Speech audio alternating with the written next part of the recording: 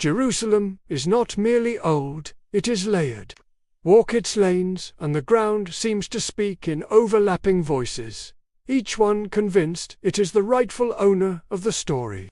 Here, a few steps can carry you from the memory of a destroyed sanctuary to the shadow of a restored one. A city wall becomes a timeline. A gate becomes an argument.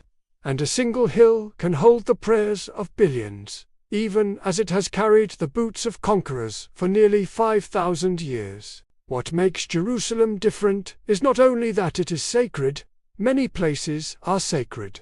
Jerusalem is contested sacredness, built into the stones. The city's holiness is tied to the belief that something decisive happened here, that heaven touched earth in a way it did nowhere else. Once a place becomes that kind of anchor, control of it stops being a local matter. It becomes a claim about history itself. Yet Jerusalem's origin is almost modest.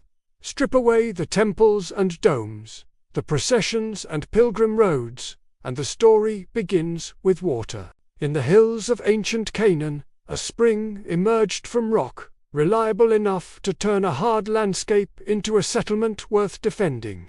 Near the Gihon spring, people shaped terraces, stored grain, and raised walls. Survival created permanence. Permanence drew attention. And attention, in this part of the world, invited empires. By the time written records begin to flicker into view, Jerusalem was already known beyond its hills. Egyptian documents mention a place that scholars connect to the city, a sign that it mattered enough to be named. In the late Bronze Age, Jerusalem sat within the orbit of stronger powers, sometimes as a vassal, sometimes as a troublesome prize. The city's earliest inhabitants, often associated with Canaanite culture, fortified it because they understood the truth that would define its future. Whoever held the spring could hold the settlement.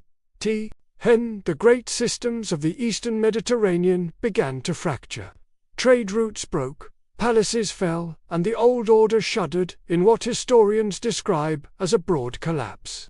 In the aftermath, smaller kingdoms rose from the debris. Among them emerged the Israelites, tied by tradition and memory to the hills around Jerusalem. In the stories that shaped the Hebrew Bible, a king named David made the city his capital, turning a fortified settlement into a political center. His successor, Solomon, was said to have built a temple that would become more than architecture.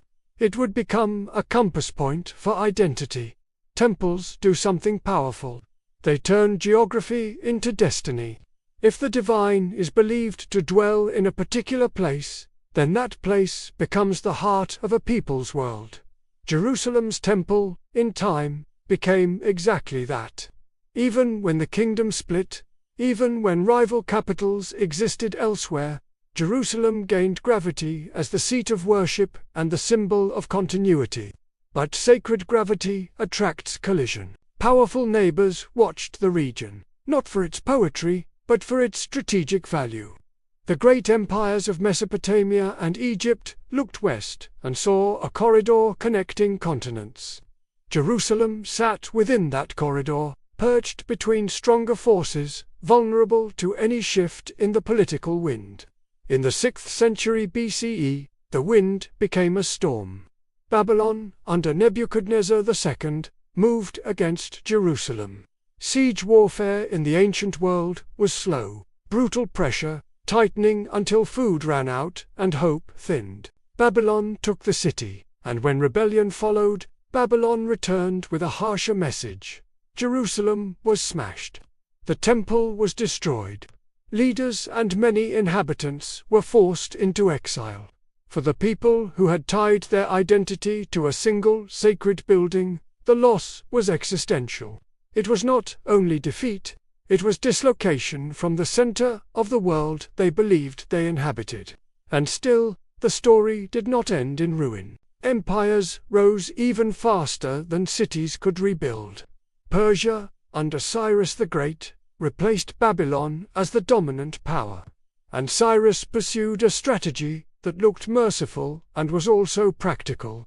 allowing displaced peoples to return, rebuild, and stabilize the provinces under Persian rule. Jewish exiles and their descendants made their way back. Jerusalem was repaired. The temple was rebuilt. Worship resumed, and with it the idea that a broken covenant could be restored. Centuries later, another conqueror arrived with a different language of power. Alexander of Macedon swept through the region, folding Jerusalem into the world of Hellenistic influence. After his death, his empire fractured into rival dynasties.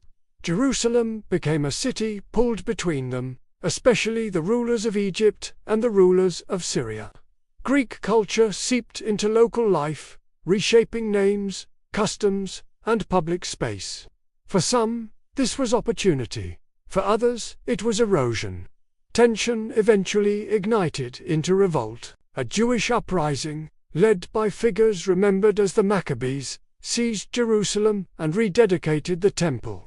The memory of that rededication would endure as celebration. A declaration that identity could survive even when empire pressed hard against it.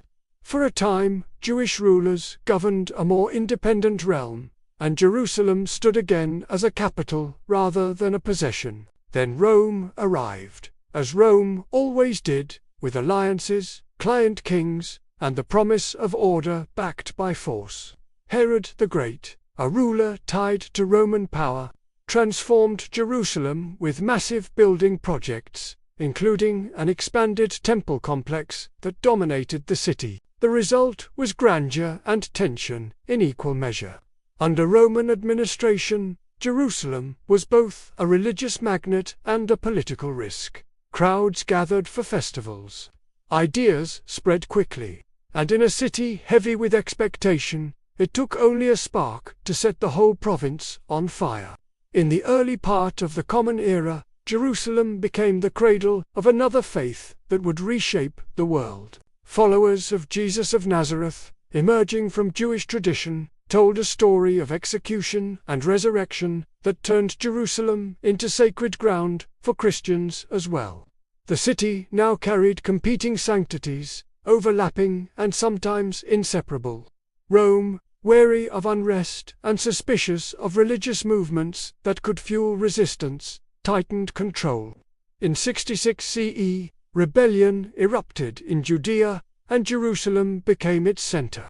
Rome answered with overwhelming force. After a prolonged siege, Roman legions captured the city in 70 CE. The temple was destroyed again.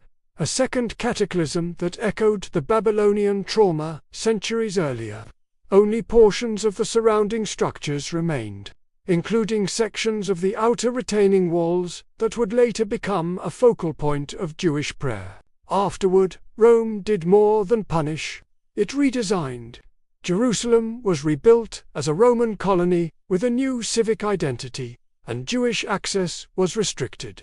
Another revolt later erupted, and Rome crushed it with even greater severity, reinforcing bans and refashioning the city to reflect imperial authority rather than local longing. Yet history can flip on a single conversion. When Christianity rose from persecuted sect to imperial religion, Jerusalem's meaning shifted again. Under the Christian Roman emperors, sites associated with Jesus were identified, sanctified, and monumentalized. A major church rose over the location, revered as the place of crucifixion and burial. And Christian pilgrimage turned Jerusalem into a spiritual destination on a scale the city had never seen. Under Byzantine rule, Jerusalem became a jewel of Christian devotion, its churches mapping sacred memory onto urban space. Then, in the 7th century, a new force surged from Arabia, carrying a new faith. Islamic armies captured Jerusalem from Byzantine control, marking the beginning of a new era of transformation for the city under early Muslim governance.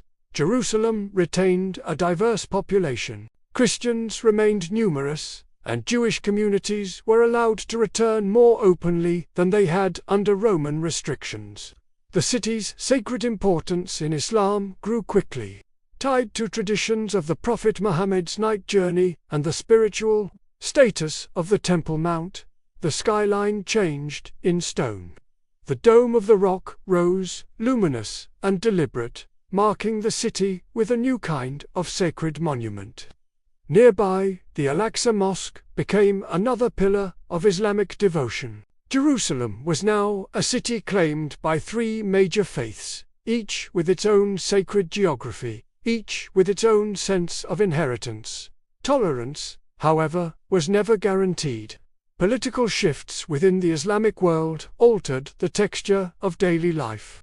Under the Fatimid Caliphate, Jerusalem remained open to pilgrimage. Yet pressure on non-Muslim communities increased at times, culminating in an infamous act in 1009 when the Church of the Holy Sepulchre was ordered destroyed. Even though it was later rebuilt, the shock traveled far beyond the region. In distant Europe, the story took on a life of its own, becoming one more ingredient in a growing sense of grievance and holy urgency. Meanwhile, Christian unity fractured in the Great Schism, dividing Latin West and Greek East.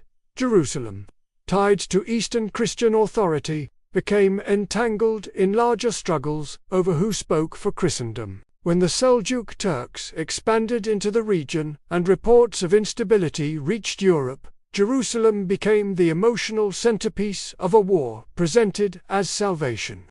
In 1099, armies from Western Europe reached the city and laid siege.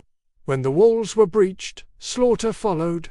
The violence shocked even some contemporaries, and it severed communities that had lived side by side. A new Crusader kingdom was established, and Jerusalem was remade yet again.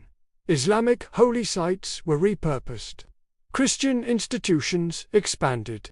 Orders of warrior monks emerged to protect pilgrims and project power. For a time, Jerusalem was a European Christian capital planted in the Levant, surrounded by rival states and sustained by constant military pressure. That pressure did not hold. In the late 12th century, the Muslim leader Saladin unified forces and defeated Crusader armies in a decisive battle. Jerusalem fell back under Muslim control in 1187, after a siege that ended with negotiated surrender rather than massacre. The city's sacred map shifted once more. Some Christian structures remained, including the Holy Sepulchre, while Islamic authority returned to the shrine complex on the Temple Mount. European kings launched new campaigns, winning battles and coastal strongholds. Yet Jerusalem itself remained beyond their grasp. Over the following centuries, the city changed hands through diplomacy, raids, and brief occupations. But the broader trend favored the great Islamic powers of the region. Under the Mamluk Sultanate, Jerusalem became a pilgrimage city again, revered but not politically central. Its holiness endured even when its strategic value declined. In the early 16th century, the Ottoman Empire absorbed Jerusalem. Ottoman rule brought long stretches of relative stability, and the city's physical identity was shaped in a way still visible today. Under Suleiman the Magnificent, Jerusalem's walls were rebuilt, encircling the old city in the form modern visitors recognize. Within those walls, faiths lived in close quarters, sometimes peacefully, sometimes tensely, always conscious of the sacred weight surrounding them. Yet the Ottoman centuries were not a constant crescendo. As imperial power shifted and trade patterns changed, Jerusalem often felt like a provincial town more than the center of the world. By the 19th century, European interest surged again. Consulates appeared, churches and institutions were built, pilgrimage intensified. Jewish immigration increased as communities fled persecution and embraced modern movements that envisioned a national home in the ancestral land. The city began to expand beyond its ancient walls, pushed outward by crowding and drawn outward by new construction. When the Ottoman Empire collapsed during the World War that engulfed empires, British forces captured Jerusalem in 1917. The city entered a new political era shaped not by ancient kings but by mandates, declarations, and competing national projects. Britain promised support for a Jewish national home, while also encouraging Arab expectations of independence. Those commitments collided on Jerusalem's streets. Under the British mandate, population grew rapidly and mistrust hardened. Riots and violence punctuated the decades between wars. Jerusalem became not only a spiritual center but an administrative one, a place where competing claims were argued in courts, enforced by police, and fought in neighborhoods.